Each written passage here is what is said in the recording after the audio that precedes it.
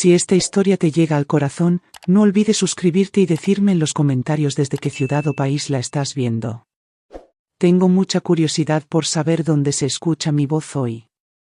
El timbre de la videollamada me sacó de golpe de mi calma matutina. Estaba revisando unas notas de la biblioteca que aún conservaba, aunque ya estaba jubilada.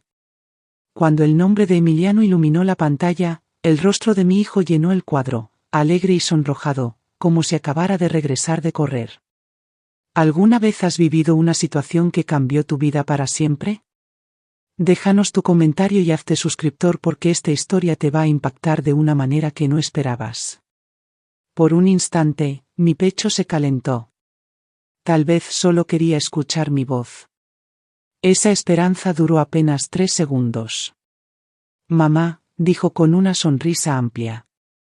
Grandes noticias. Vendimos la casa. Me quedé helada. Las palabras no tenían sentido.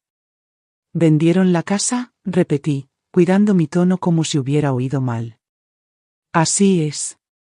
Actuamos rápido, por encima del precio inicial. Perfecto momento. Y ahora Alejandra por fin tendrá la exposición que merece. La agencia de relaciones públicas ya firmó con ella. Gran campaña, revistas, espacios en tele, todo el paquete. Va a costar unos 120.000 pesos, pero gracias a la casa está cubierto. Deberías estar orgullosa. Es como tu regalo para ella.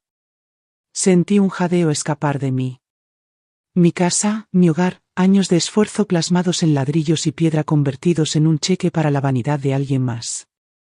Mis manos apretaron los brazos de la silla, pero mantuve la voz firme. ¿La vendieron? Emiliano soltó una risita, recostándose como si todo fuera un juego. No te pongas tan seria, ma. Ni siquiera la usabas. Llevaba años vacía. Así tiene un propósito. Siempre me enseñaste a no desperdiciar. No respondí. Mi silencio debió prolongarse porque él lo llenó con otra risa. Gracias por el regalo de fama, mamá. Verás que valdrá la pena cuando Alejandra despegue. Imagina tener una celebridad en la familia. Sus palabras me recorrieron como agua helada. Había tomado el único espacio que construí para mí y lo convirtió en reflectores para alguien más. Quise gritar, cerrar la laptop de un golpe, pero en cambio apreté los labios y asentí débilmente con la máscara entrenada de una madre que hace mucho aprendió a tragarse las tormentas. Bien, dijo él, aliviado por mi calma. Sabía que lo entenderías. Colgué con el corazón latiendo fuerte, mirando la pantalla en blanco mucho después de que su rostro desapareció, sabiendo que esto no terminaría ahí. Tras la llamada, me quedé en silencio con las palmas presionadas contra el escritorio, como si pudiera estabilizarme anclándome a la madera. La palabra, vendida, resonaba en mi mente, desenterrando recuerdos que había guardado con cuidado. Tenía 43 años cuando compré la casa. Emiliano aún estaba en la universidad y cada peso se sentía más escaso que el anterior. Mi esposo se había ido hacía casi una década y yo había aprendido a vivir con duelo y garra. Hubo noches en que tomé turnos dobles en la biblioteca, catalogando hasta que me dolían las manos, solo para pagar la colegiatura. Las vacaciones eran lujos que nunca tocamos. Los cumpleaños pasaban con pasteles hechos con mezclas en oferta. Me decía que cada sacrificio era un ladrillo hacia algo duradero. Cuando firmé la escritura de la casa, sentí que por fin exhalaba tras años de contener el aliento. Una casa modesta de 2 pisos en las afueras de San Miguel de Allende con ventanales que atrapaban el amanecer. No era glamorosa, pero era mía, mi prueba de que podía construir una vida en mis propios términos. Recuerdo haber girado la llave ese primer día y susurrar en las habitaciones vacías, lo logramos. La amueblé despacio con mesas de segunda mano, estantes llenos de libros, cortinas que cosí los fines de semana. Cada rincón llevaba mis huellas. Cada decisión era silenciosa, pero intencional. No era solo una propiedad, era mi refugio, el lugar donde al fin me permití descansar sin culpa. Que Emiliano la descartara como, sin usar, dolió más de lo que esperaba. Él nunca vio las noches en que me senté a esa mesa de cocina, equilibrando cuentas con una calculadora y una plegaria.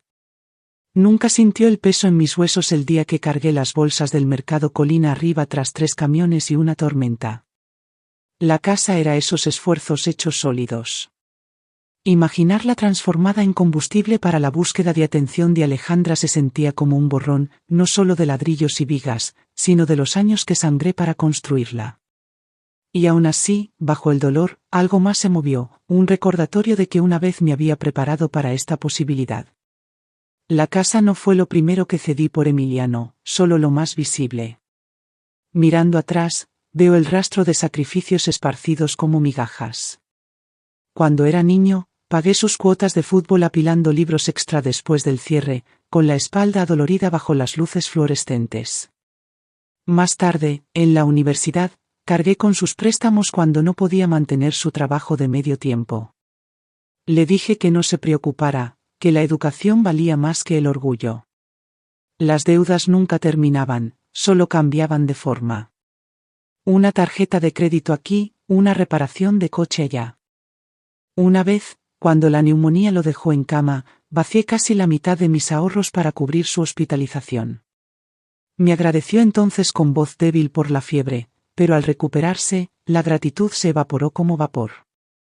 Las peticiones volvieron disfrazadas de necesidades y yo seguía respondiendo. Me decía que eso hacían las madres. Nunca pedí reconocimiento. Creí que mi amor sería suficiente para recordarle dónde estaba su base. Pero con cada rescate silencioso, algo en él cambió. Dejó de ver la ayuda como un regalo y empezó a tratarla como su derecho. La gratitud se redujo a nada, reemplazada por expectativa. Y ahora escucharle llamar a la casa, propiedad sin usar, fue como escuchar el esfuerzo de mi vida descartado con un encogimiento de hombros. Para él era solo un activo ocioso, una herramienta para liquidar. No veía las noches que cambié sueño por estabilidad, ni las mañanas que salí de casa antes del alba para cubrir horas extra. Mis sacrificios le habían construido una escalera y él la subió sin mirar abajo. Con una claridad fría, me di cuenta de que en sus ojos nunca fui más que un andamio, algo en lo que apoyarse, nunca para ser visto. Esa realización pesó, pero también me recordó una decisión que tomé hace mucho. En la sombra de mi propia cautela, cuanto más me dolían las palabras de Emiliano, más emergía otro recuerdo, no de sacrificio, sino de precaución. Años atrás, poco después de firmar la escritura, sentí una inquietud silenciosa. Sabía lo rápido que la familia podía difuminar las líneas entre amor y posesión. Demasiadas historias habían pasado por la biblioteca, susurradas en memorias y biografías de hijos, convirtiendo el sentido de derecho en herencia antes de tiempo. Así que tomé una medida que Emiliano nunca supo. Con la guía de Javier Morales, creé Fideicomiso San Miguel, una entidad que solo existía en papel, pero tenía peso legal. Fue un proceso tedioso, lleno de formularios, firmas notariadas y reuniones nocturnas en la oficina de Javier. En ese momento me dije que era solo una precaución, una capa extra de protección por si llegaba la enfermedad o una disputa. Nunca imaginé que la necesitaría.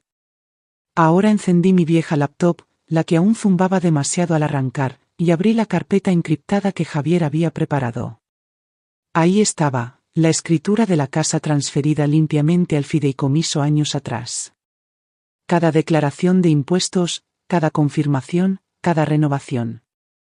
Mi nombre no aparecía en ningún documento de propiedad activa.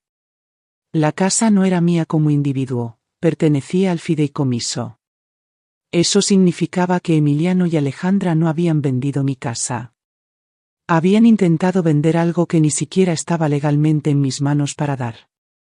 Habían falsificado firmas, tergiversado la propiedad y cometido fraude bajo la ley estatal. Mi corazón latía fuerte, no de miedo, sino por el cambio repentino de poder. Pensaron que me habían despojado de mi refugio, pero en realidad habían caído de cabeza en una trampa que puse sin saber que algún día la necesitaría. Me recosté mirando el brillo de la pantalla con los bordes de la rabia enfriándose en resolución. Por primera vez desde la llamada sentí el suelo firme bajo mis pies y sabía exactamente a quién debía llamar después. Javier contestó al segundo timbre con voz áspera pero firme, el sonido de un hombre que había visto demasiadas tormentas para sorprenderse por otra. Carmen, dijo. Ha pasado un tiempo. ¿Qué tienes en mente? No perdí tiempo con charlas. Las palabras salieron en un tono bajo y cortante. Emiliano había llamado. La casa estaba vendida y el dinero ya alimentaba la escalada de Alejandra hacia la notoriedad. Por un momento, solo hubo silencio en la línea. Luego Javier exhaló una risa seca, sin humor. ¿Intentaron vender una propiedad del fideicomiso San Miguel?, preguntó. Así es, dije. Falsificaron mi firma. Pensaron que la casa aún estaba en mi nombre. Vaya, respondió. Se metieron solos en un incendio legal. Falsificación, fraude, tergiversación de activos corporativos. Esto ya no es una pelea familiar, es un delito. La palabra pesó, pero en lugar de inquietarme, despejó la niebla. Delito, no solo traición o egoísmo, algo más grande, algo que traía consecuencias que no tenía que fabricar yo misma. Puedo redactar el amparo hoy, continuó Javier. La venta es inválida. Los fondos pueden congelarse y el comprador quedará atrapado en este lío, lo que pondrá presión sobre tu hijo y sus encantadores suegros. Necesitaremos notarizar y presentar en la oficina del registro, pero es directo. Cerré los ojos brevemente con alivio recorriéndome. Hazlo, dije. Quiero que sea limpio. Sin gritos, sin súplicas, solo hechos. Esa es la belleza del papeleo, dijo Javier con voz irónica. No necesita gritar, solo está ahí. Innegable. Repasamos detalles, nombres, fechas, firmas que nunca escribí. Cada línea era otro ladrillo en el camino que los llevaría directo a un ajuste de cuentas. Mis manos no temblaron mientras tomaba notas. La rabia no tenía lugar aquí. Si esta historia te llega al corazón, no olvides suscribirte y decirme en los comentarios desde qué ciudad o país la estás viendo. Tengo mucha curiosidad por saber dónde se escucha mi voz hoy. La planificación, sí. Cuando colgué, el silencio de mi departamento se sentía diferente, menos como duelo, más como preparación. No estaba indefensa.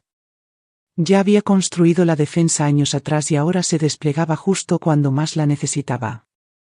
Solo faltaba dejar caer el primer dominó y sabía exactamente cómo empezar. 2 días después, la oficina de Javier confirmó que el amparo había sido presentado y los documentos entregados. El recibo del mensajero llegó a mi correo, sellado y estampado. Estaba hecho. Sin voces alzadas, sin enfrentamientos familiares, solo firmas, sobres y una cadena de consecuencias que llegaría a su puerta. No levanté el teléfono, no corrí a explicarme ni a suavizar el golpe. En cambio, abrí el viejo chat familiar silenciado hace meses, cuando cada mensaje se volvió una exigencia o queja.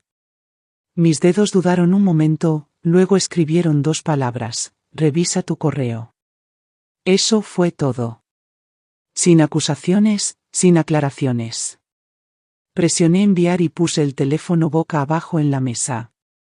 La tetera chasqueó al apagarse, el vapor llenando el aire de la cocina mientras vertía agua sobre una bolsita de té. El silencio era tranquilizador, no vacío.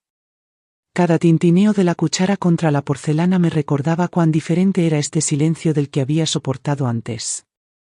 No estaba tragándome la voz por miedo o costumbre.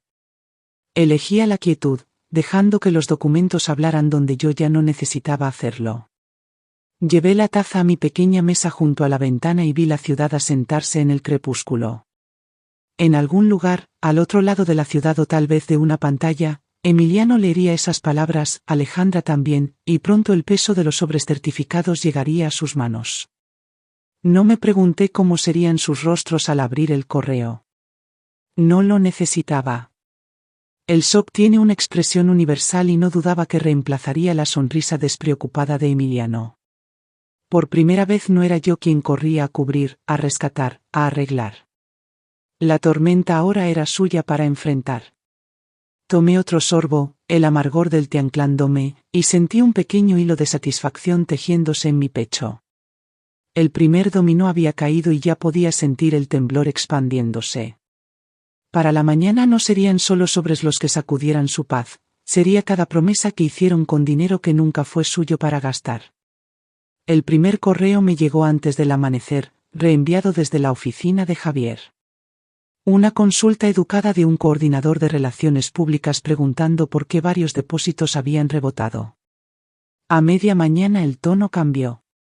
Otro mensaje llegó más cortante, advirtiendo sobre cancelación de patrocinios si no se recibía el pago inmediato. Una hora después, un tercero, de un editor de revista, exigiendo garantías de que su próxima publicación no se vería manchada por asuntos financieros pendientes. Era el sonido de una ilusión cuidadosamente construida comenzando a resquebrajarse. Alejandra había estado presumiendo en línea durante semanas, luces suaves, vestidos de diseñador, pies de foto sobre nuevos comienzos. Hablaba de su marca como si ya estuviera consolidada, como si el mundo hubiera estado esperando su llegada. En sus redes, la cuenta regresiva para su gran revelación seguía avanzando. Los comentarios brillaban con admiración. Ninguno de sus seguidores veía lo que realmente pasaba detrás de la pantalla. Pero los agentes, los proveedores, los Venus, ellos sí sabían. Los contratos no se preocupan por seguidores o filtros. Les importan los cheques liquidados y los cheques ya no se estaban liquidando. Emiliano debió intentar manejar el desastre atendiendo llamadas y posponiendo fechas, porque uno de los correos mencionó su nombre directamente, pidiendo la explicación inmediata del señor Morales. Lo imaginé caminando de un lado a otro, buscando mentiras, dándose cuenta demasiado tarde de que el Encantó no paga facturas. Aún así, los Morales seguían publicando. Daniela compartía fotos de copas de champán alineadas. Alejandra escribía sobre su increíble viaje. El show seguía, aunque el suelo del escenario se derrumbaba bajo sus pies. No dije nada. No necesitaba hacerlo.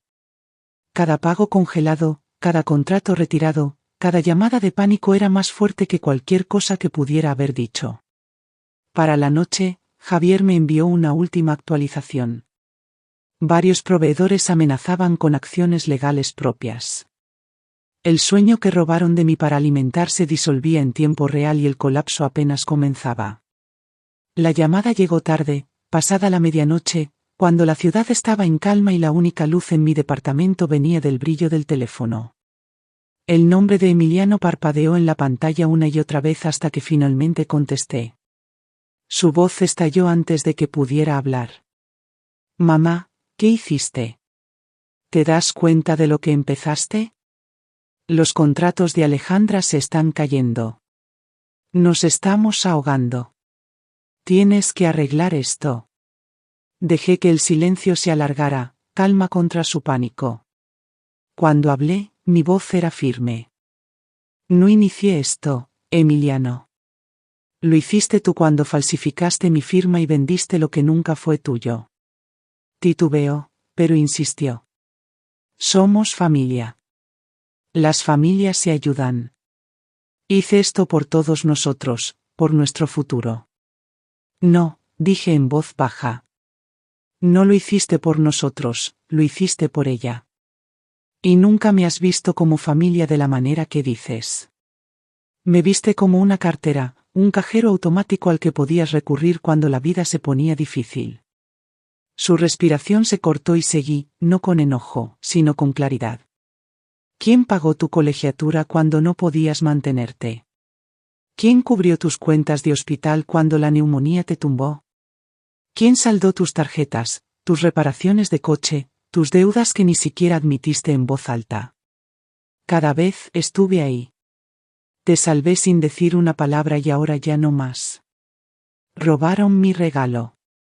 No había nada en la línea más que su respiración superficial e irregular.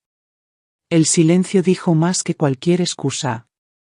Por primera vez sentí el peso cambiar. Él sabía que tenía razón. No cedí. No suavicé mis palabras ni ofrecí rescate. Colgué con un clic suave, puse el teléfono a un lado y me quedé en la quietud, sabiendo que esta vez la tormenta no lo esquivaría, sino que lo atravesaría. Y para la mañana no solo era Emiliano quien llamaba, era el mundo exterior empezando a cerrarse sobre ellos. No tomó mucho para que la historia se esparciera. El titular apareció primero en sitios de noticias locales, luego escaló a medios regionales. Familia local acusada de fraude inmobiliario para financiar campaña de influencer de 120.000 pesos. Debajo, una foto de Alejandra posando en una de sus sesiones escenificadas, un vestido de seda, una copa de champán, se burlaba de ella más que cualquier pie de foto. La comunidad cambió rápido. Los comentarios llovieron, risas afiladas, la simpatía desvanecida. Lo que una vez fue admiración curada por su marca se convirtió en burla. Los patrocinios cayeron de la noche a la mañana. Las mismas empresas que alguna vez prometieron portadas ahora emitían comunicados para proteger sus nombres. En la corte, el colapso se volvió oficial.